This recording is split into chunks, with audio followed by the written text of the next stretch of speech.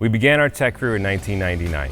We started with simple beginnings, a few lights, a simple sound and light board, and a passion to teach students the ins and the outs of the ever-growing industry.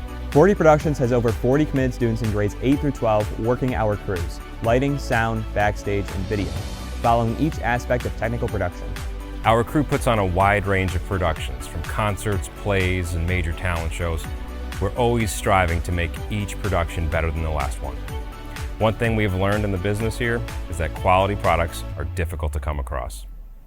When we first started to look into upgrading our current laser inventory, we did our research and we constantly came upon Pangolin and their Unity brand. We reached out to Unity and our amazing representative was able to strike us a great deal that helped us pave the way to upgrade the immersion and quality of our productions. We use lasers in as many of our shows as we can. One feature that has greatly helped us out is the integrated FP4 system.